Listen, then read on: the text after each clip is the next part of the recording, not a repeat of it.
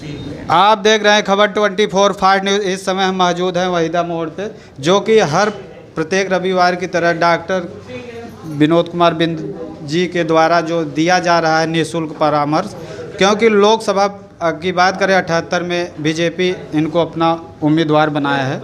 हम जानेंगे सर से क्या होगा इस बार माहौल, क्या होगा मुद्दा।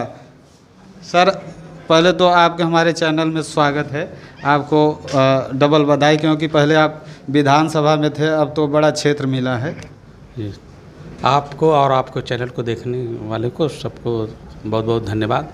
और मैं पार्टी के शीर्ष नेतृत्व को धन्यवाद देता हूं कि जो हर जाति समुदाय के लोगों को उनकी भागीदारी और हिस्सेदारी देकर जो है देश के विकसित भारत बनाने में अपना महत्वपूर्ण योगदान।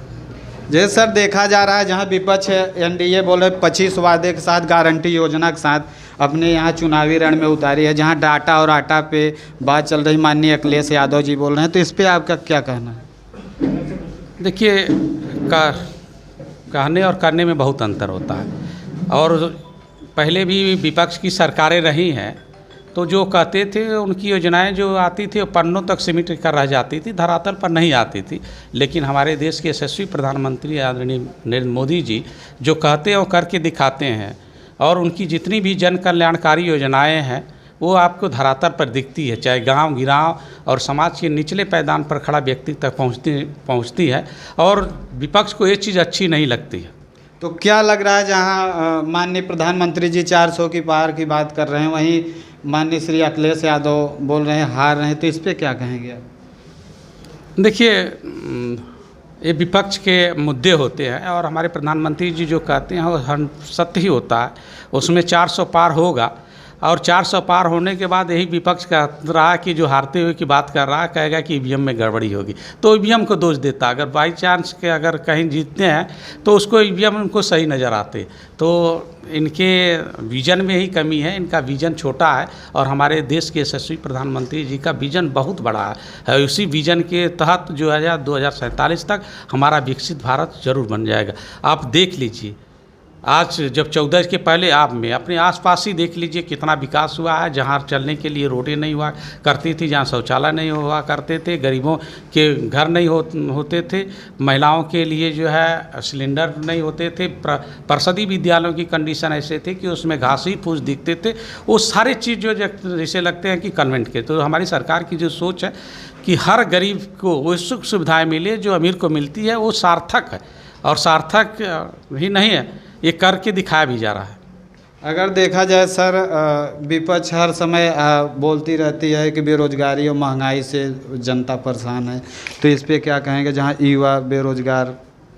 एक बार तो हम कहे कि विपक्ष का विजन बहुत छोटा है।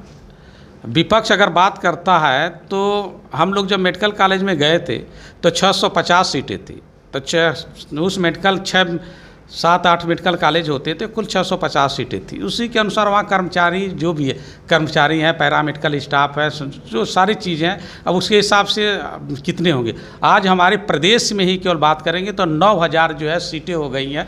तो केवल मेडिकल की अगर 9000 सीटें बढ़ी हैं तो उसके अनुपात में पैरामेडिकल स्टाफ होंगे, जो जितने भी कर्मचारी होंगे, सब चीज़ होंगे। तो यहाँ बिना जैसे सीटें बढ़ती हैं तो वहाँ रोजगार का भी सृजन होता है। ये विपक्ष सोच ही नहीं पा रहा। और हमारे मुख्यमंत्री जी अभी जब से सरकार बनी है 1,64,000 जो है सहायक अध्यापकों की केवल एक विभाग में देख लीजिए भर्ती हुई। क्या इतनी भर्तियां किसी सरकार में हुई हैं? तो विपक्ष का काम ही होता है मुद्दा बनाना। उनको और कुछ तो मुद्दा मिल नहीं रहा, जनता को भटकाना चाहते हैं। लेकिन हमारे देश की जनता बहुत समझदार है, वो अपने वोट से जब 4 जून को जवाब दे देगी कि किसकी सरकार आ रही है, और 400 पार वाली सरकार आ रही है, और ये सरकार जो है हमेशा बनी रहेगी। इलेक्शन हो, हम मोदी जी को फिर तीसरी बार बनाएं।